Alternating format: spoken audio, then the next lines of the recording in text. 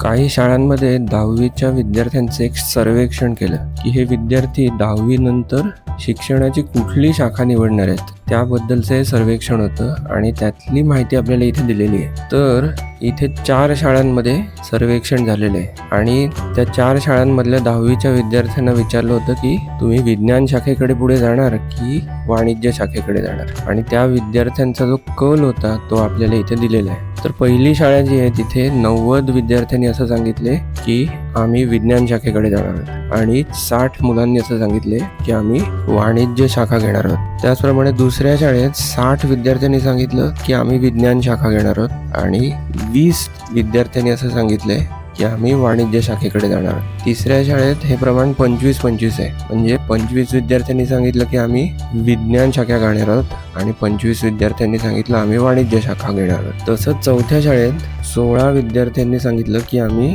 विज्ञान शाखा घेणार आहोत आणि 24 विद्यार्थ्यांनी सांगितलं की आम्ही पुढे जाऊन वाणिज्य शाखा घेणार आहोत. ठीक आहे, तर याच्यावरून आपल्याला शतमान स्तंभालेख काढायचे. तर यासाठी सगळ्यात पहिल्यांदा काय करायचं की प्रत्येक शाळेत जितक्या मुलांचं सर्वेक्षण केलं, म्हणजे जितक्या मुलांना हा प्रश्न विचारला की तुम्ही विज्ञान शाखेकडे जाणार आहात की वाणिज्य शाखेकडे जाणार आहात, तर त्या एकूण विद्यार्थ्यांची प्रत्येक शाळेसाठी बेरीज करून घ्यायची. तर ती पहिली आपण बेरीज करून घेऊ.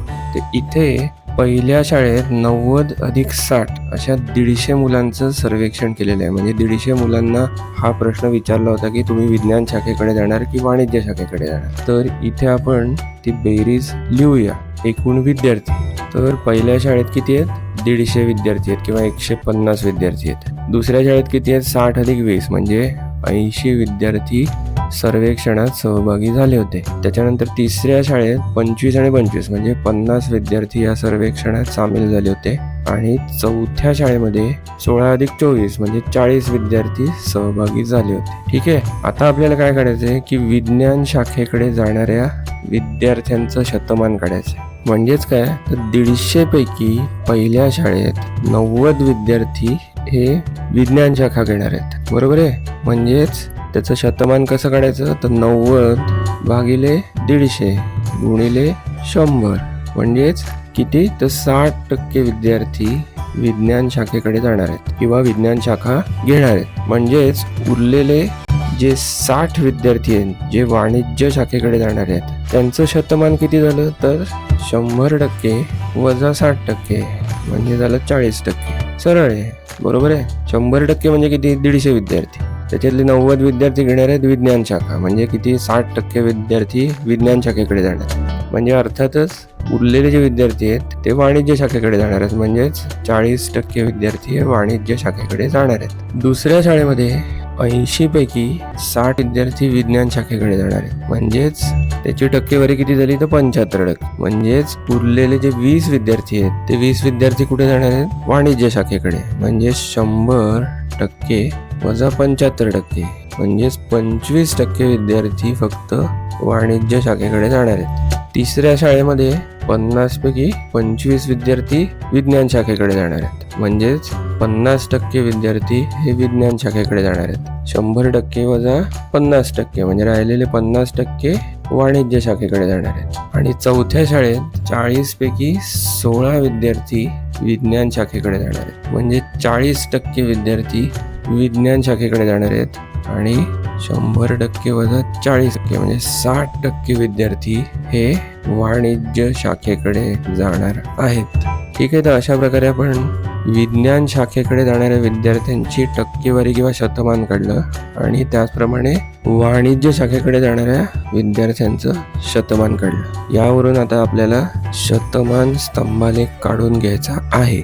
नमस्कार मित्रांनो, इयत्ता 8वीच्या गणिताच्या संपूर्ण मार्गदर्शनासाठी 8वीमराठी.com ह्या आपल्या वेबसाईटला नक्की भेट द्या.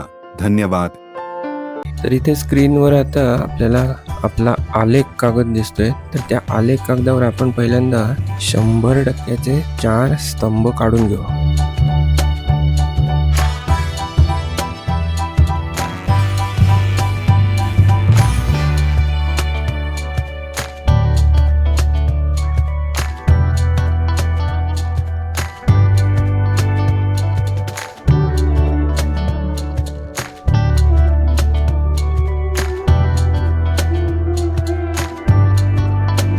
तर आपण असे हे 4 स्तंभ 4 शाळांसाठी काढून घेतलेले आहेत. तर पहिल्या शाळेसाठी 60% मुलं अशी आहेत जी विज्ञान शाखेकडे जाणार आहेत, म्हणून मी 60% इथे एक बिंदू घेतो. त्याच्यानंतर दुसऱ्या शाळेत 75% विद्यार्थी हे विज्ञान शाखेकडे जाणार आहेत, म्हणजे 70%च्या वरची 5वी रेख. तर मी इथे एक बिंदू घेतो.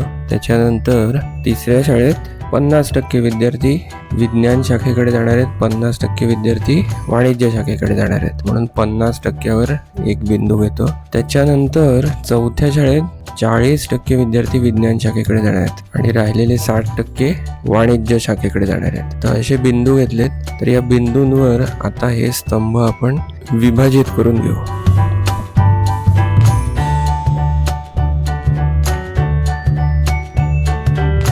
तर अशा प्रकारे आपण हा आलेख पूर्ण केलेला आहे.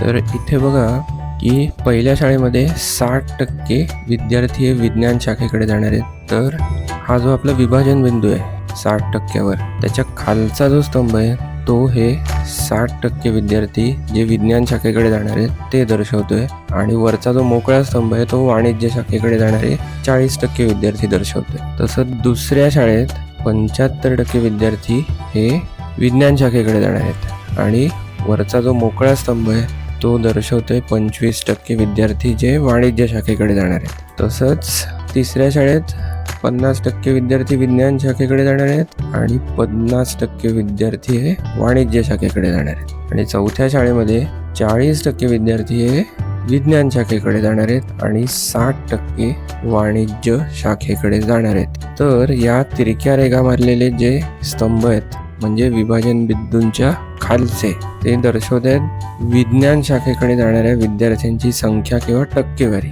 किंवा शतमान, आणि वरचे जे मोकळे स्तंभ आहेत ते दर्शवत आहेत वाणिज्य शाखेकडे जाणाऱ्या विद्यार्थ्यांची टक्केवारी किंवा शतमान.